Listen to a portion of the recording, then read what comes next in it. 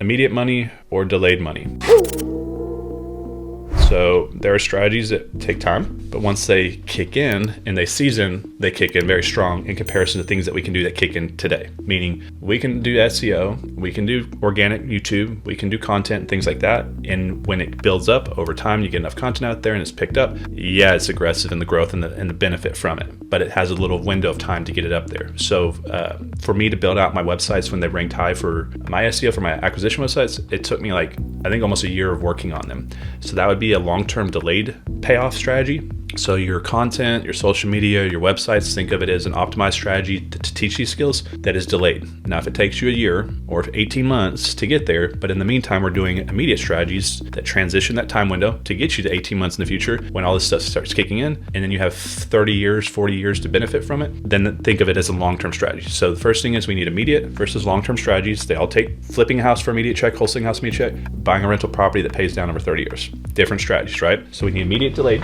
and then we need time versus money. Do we do paid YouTube ads or do we do organic YouTube ads where we pay with our time to create the video or we pay with our money to get it out there and get it out there? So the first thing is, where's your thoughts on, do you want to have money put into your business as far as marketing dollars to create leads, or are you just looking to do time? Okay, so that's step one. Everybody's either money or time. So now that you know you want to use money, how much money do you want to use on a monthly basis? What is a comfortable amount for you? And then we'll talk about how to spread it around. So whether it's $5 a month, $500 a month, $5,000 a month, $500,000 a month, then how does it get chopped and distributed around between different strategies? And then do you want to chop it and distribute that money around within the same strategy? So for example, let's say if you're going to spend $5,000 this month, do you want to put it all on YouTube content? Or do you want to spend $2,500 on IG ads, $2,500 on YouTube ads? Or do you want to spend $1,000 on direct mail, $1,000 on outdoor signage, $1,000 on this, $1,000 on that, if that makes sense? So we need to know the distribution of what we're going to be putting our money in. And then also we need to know the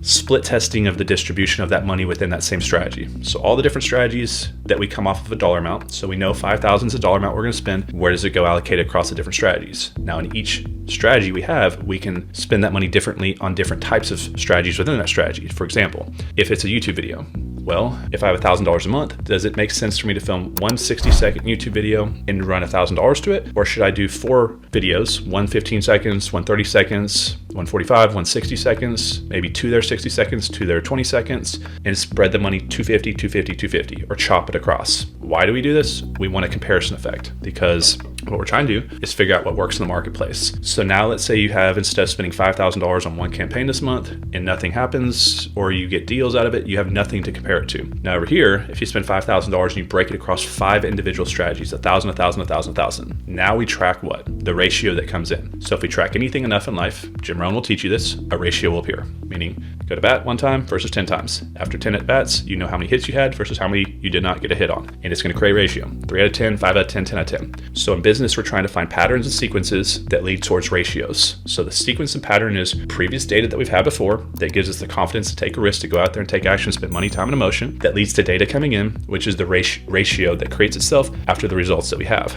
So now that we spend 1,000, 1,000, 1,000, 1,000, we want to track the leads that come in. Okay, well, I spent 1,000 here, I had 2 leads come in. On this one, I had 0 leads come in. On this one, I had 20 leads come in. This one, I had 7, and this one, I had 0. Now what that means is that dollar that I have is maximize the efficiency of it, the highest return of it by next month, or next time I put my next round of marketing capital out, put it into the one that has the highest return on that dollar spent. And then we get this as an income producing activity. We systematize it.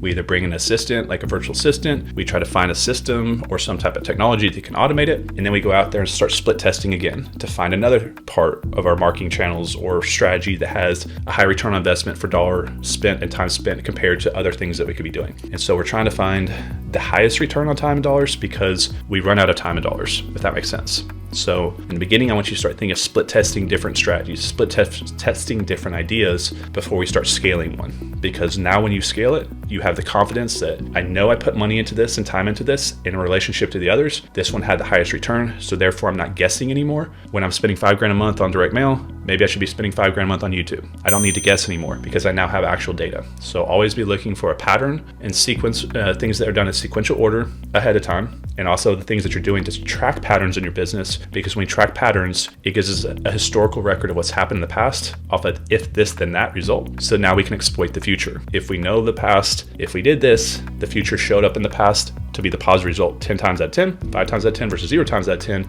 that pattern of the past gives us the information to exploit the future, meaning the confidence to take a risk. Do we spend the money? Do we spend the time? And do we take that risk? Well, I don't know. Because if fear is too high, it's because the pattern in the past isn't a positive one. But if fear is removed and faith is high enough to pull the trigger and write that check, it's because the pattern in the past is, hey, I know 10 people, they all said they did this exact same thing and they all had a positive result. So therefore I'm going to do the same thing that the pattern before showed me, if that makes sense. So the whole point is track your business, track your data, because the data coming in creates a ratio, and the ratio creates your ability to take a risk, and your risk creates the ability to build a business.